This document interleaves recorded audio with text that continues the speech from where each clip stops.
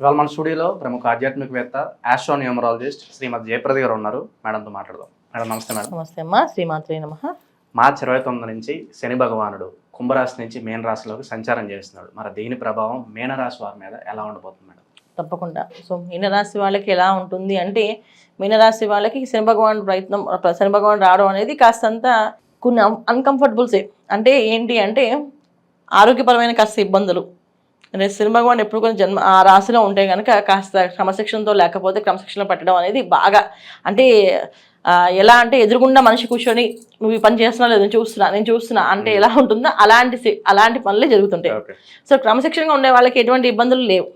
హ్యాపీగా వాళ్ళ పని పొద్దున్న లేచారా, వాళ్ళ ఉద్యోగం వాళ్ళు చేసుకుంటున్నారు, వాళ్ళ పనులు వాళ్ళు చేసుకుంటున్నారు, తోటి వాళ్ళతో ఇబ్బంది పడకుండా పక్క వాళ్ళని అందరితో ప్రేమగా ఉంటున్నారు, ప్రేమగా ప్రతి పనులు చేసుకుంటున్నారు, తోచంత సాయం చేస్తున్నారు, బాధ్యతగా ఉంటున్నారు, తల్లిదండ్రులు ప్రేమగా చూసుకుంటున్నారు, భార్య పిల్లల్ని ప్రేమగా చూసుకుంటున్నారు, అలాగే స్నేహితులతోటి బంధువులతోటి ఎటువంటి గొడవలు పెట్టుకోవట్లేదు, తర్వాత చుట్టుపక్కల వాతావరణాన్ని ఎప్పుడు కలుషితం చేయట్లేదు, వాళ్ళ పని అయితే వాళ్ళు చక్కగా చేసుకుంటూ వెళ్తూ వస్తున్నారు కనుక వాళ్ళకి శని భగవానుడు వచ్చే ఫలితాల నుంచి ఎటువంటి ఇబ్బంది రానే రాదు.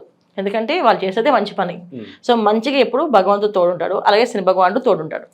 సో చెడు పనులు చేసే వాళ్ళకి ఆయన ఇబ్బంది పడతారు.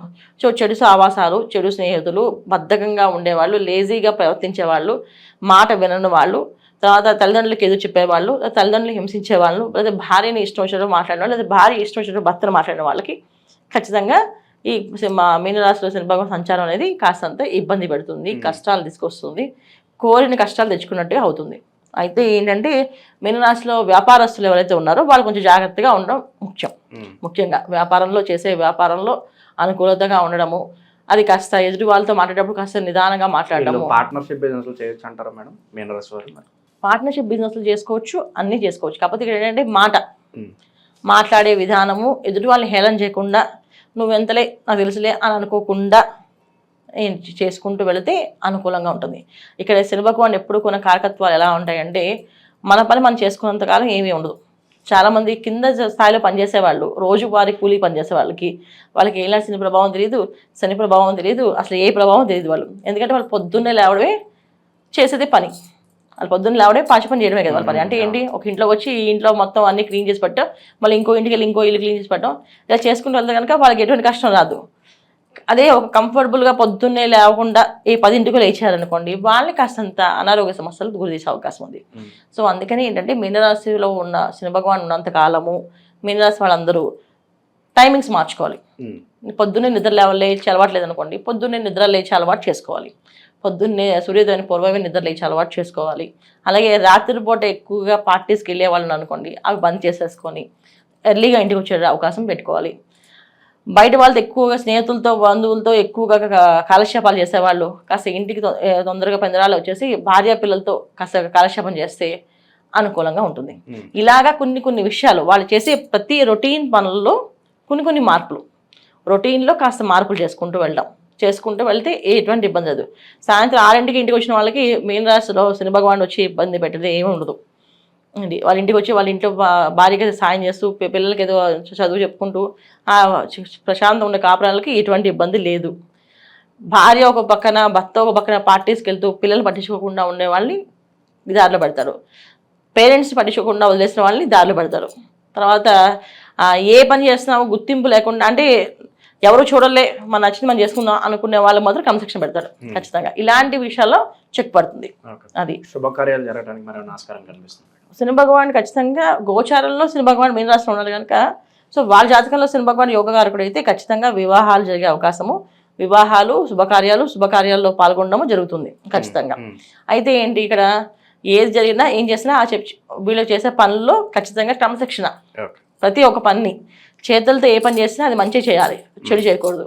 సరదాగా ఒకరిని ఆట పట్టించడం కానీ, సరదాగా వాళ్ళని ఒక దెబ్బలు వేయడం కానీ, కొట్టడం కానీ చేయకుండా అందరినీ ప్రేమగా పలకరించడం, వీళ్ళంత వరకు మ్యాక్సిమం తక్కువ మాట్లాడడం.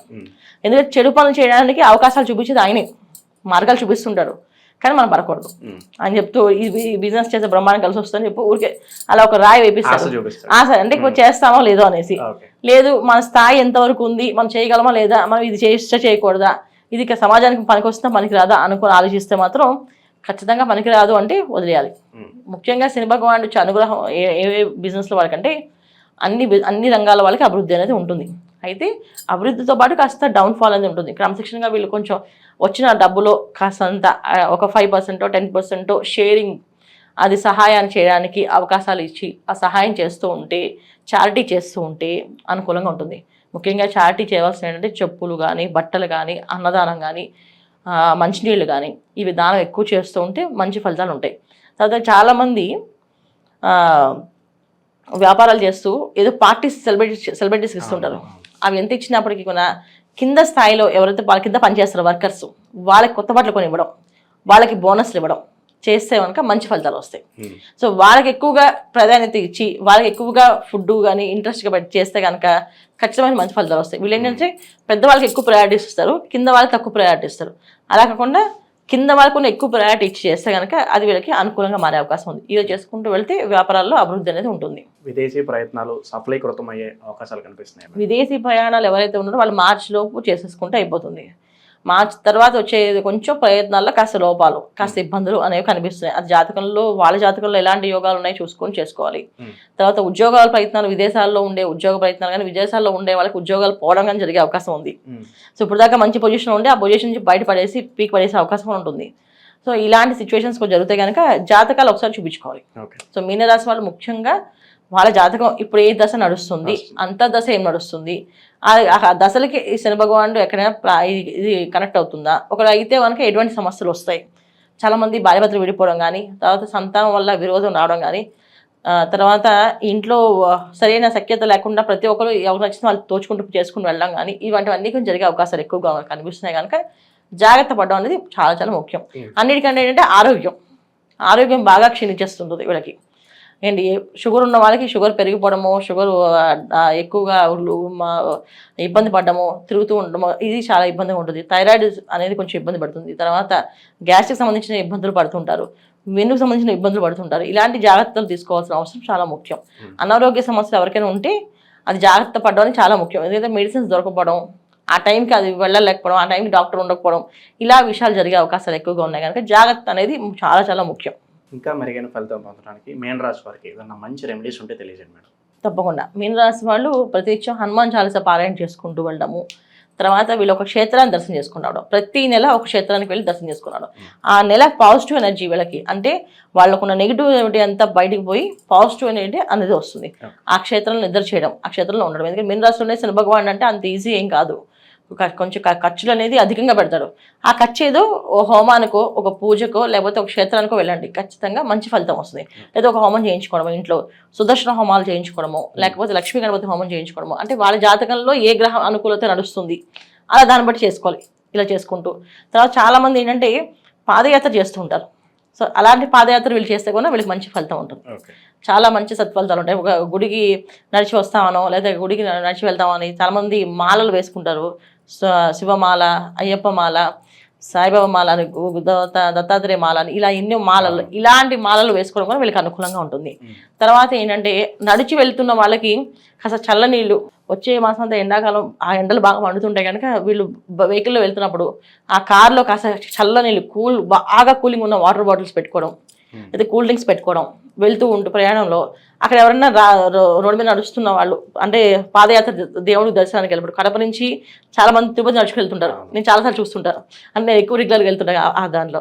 అలా వెళ్ళినప్పుడు కాస్త ఆపి వాళ్ళకి ఆ చన్నీళ్ళు ఇస్తే చాలా అదృష్టంగా వాళ్ళు తాగి అమ్మయ్య అనుకుంటారు, అది వీళ్ళకి బ్లెస్సింగ్స్గా మారుతాయి. అలా నడిచి వెళ్ళే వాళ్ళకి సహాయం చేయడం, మంచినీళ్ళు ఇవ్వడం, కూల్ డ్రింక్స్ ఇవ్వడం, తర్వాత గుళ్ళో బయట ఆడుకునే వాళ్ళకి కాస్త కూల్ డ్రింక్స్ ఇవ్వడం అని చేస్తూ ఉంటే కాస్త వీళ్ళకి అనారోగ్య సమస్య నుంచి బయటపడతారు. ఎక్కువగా షుగర్ వ్యాధితో బాధపడే వాళ్ళు కూల్ డ్రింక్స్ ఎక్కువ పంచుతూ ఉంటే కాస్త తగ్గుతుంది. అంటే లేని వాళ్ళకి కాస్త చిన్న పిల్లలకి, తర్వాత ఆడుకునే వాళ్ళకి, రోడ్డు మీద సిగ్నల్స్ దగ్గర వచ్చిన వాళ్ళకి కూడా ఒక కూల్ డ్రింక్ బాటిల్ ఇస్తే వాళ్ళు కొంచెం తాగుతారు. అలాంటివి ఇవ్వడం. డబ్బున్న వాళ్ళు మంచి జ్యూస్ ఇవ్వండి, లేని వాళ్ళు మామూలు కూల్ డ్రింక్స్ ఇవ్వండి, ఏదో ఒకటి చల్ల పదార్థం తాగడానికి అమ్మయ్య అనిపించుకోవడానికి. అలా చేస్తూ ఉంటే అనారోగ్య సమస్య నుంచి బయటపడతారు. జనరల్ శని భగవానుడు అంటే మనం ఏదైనా శనేశ్వరుడు అనగానే భయపడుతుంటాం, ఇది ఇలాంటి శని ప్రభావం వస్తుంది, అర్ధాష్ట శని వస్తుంది, అష్టమ శని వస్తుంది అని చెప్పేసి. సో ఎక్కడ మనుషులు ఎక్కడ ఎవరు ఏది క్రమశిక్షణ పెట్టరు, మనలో ఉన్న ఒక రూపం ఏదైతే ఉందో అది బయటపడుతుంది. సో ఆ మనలో ఉన్న రూపాలు ఏంటంటే చాలామందికి మంచితనం అనేది కొంతమందికి ఉంటుంది, కొంతమందికి చెడు లక్షణాలు ఎక్కువగా ఉంటాయి. సో చెడు లక్షణాలని కమ్మి దాచిపెట్టేసి మంచి రూపంలో వేసుకుంటూ నడిచే వాళ్ళందరినీ ఆయన ఆ చెడు రూపాన్ని బయటపెడతాడు. అలాగే మంచి లక్షణాలు ఉన్న వాళ్ళకి ఆ మంచి రూపానికి ఒక గుర్తింపు అనేది ఇస్తాడు. అది శని భగవానుడు చేసే మెయిన్ క్రమశిక్షణ. కర్మకారకుడు అంటే కర్మని మన కర్మ అనేది ఏంటి అంటే మన గత జన్మలో చేసుకున్న కర్మని ఎలా చేసుకున్నామో ఈ జన్మ తీసుకుంటాం. ఈ జన్మలో మనం చేయాల్సిన పనులు ఏవైతే ఉన్నాయో అది ఆయన చేపిస్తాడు ఖచ్చితంగా. ఒకరు కష్టపడుతున్నారు, బాగా ఇబ్బంది పడుతున్నారు, అధిక కష్టం ఎక్కువగా ఉంది అంటే వాళ్ళు అలా పడి తర్వాత అదృష్టాన్ని అందుకోవాలన్నమాట. అందుకని ఆ కష్టం పడేలాగా చేస్తాడు ఆయన. అందుకే కష్టపెట్టాడు అని అనుకోకూడదు. ఆ కష్టం ఒక విలువ తెలిస్తేనే మనకు ఆ సుఖం విలువ తెలుస్తుంది. సో ఒకసారి కష్టపడ్డాము అంటే ఈ కష్టానికి సుఖం అనేది వస్తుంది అని అర్థం. అందుకని ఆ విలువ తెలియడానికి ఆయన చేస్తుంది. అందుకే శని భగవానుడు రావడం అంటే ఒక విధంగా ఒక బాధ్యతగా తీసుకొని మనం మారడానికి ఒక అవకాశము, మనం మారుదాము అనుకుంటే చాలా బ్రహ్మాండమైన ఫలితాలు కనిపిస్తాయి. శని భగవానుడు ఎప్పుడు కూడా ఎవరికైనా సరే వాళ్ళకి కావాల్సిన జాతకంలో వాళ్ళకు ఉండే యోగాన్ని ఇవ్వడం తప్ప ఆయన కొత్తగా ఏమి పక్క నుంచి చేర్చి ఏమి ఇవ్వడు.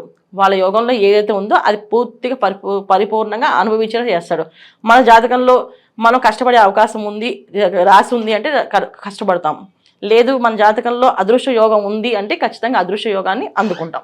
ఈ అదృశ్య యోగానికి ఈ తర్వాత ఈ కష్టపడడానికి కారకుడు ఎవరంటే శని భగవానుడు కర్మకారకుడు. సో అందుకే ఆయన మకర రాశికి కుంభరాశికి అధిపతి అంటే కర్మస్థానం, లాభస్థానం. సో జనరల్గా మనం చూసుకుంటే 10వ స్థానం 11వ స్థానం అవుతుంది. 10వ స్థానం అంటే కష్టపడడం ఎలాగో, 11వ స్థానం అంటే లాభపడడం ఎలాగో. అంటే 10వ స్థానంలో కష్టపడడం నేర్పిస్తే తర్వాత సుఖపడి చూపిస్తాడు ఆయన.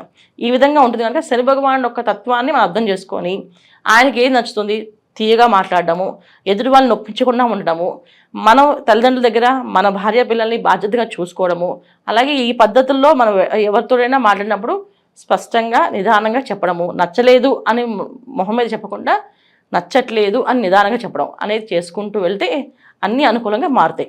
ఇది శని భగవాన్ ఒక తత్వం. అది చాలా బాగా వివరించారు మేడం, ధన్యవాదాలు. నమస్తే అమ్మ. శ్రీమాత్రి నమః.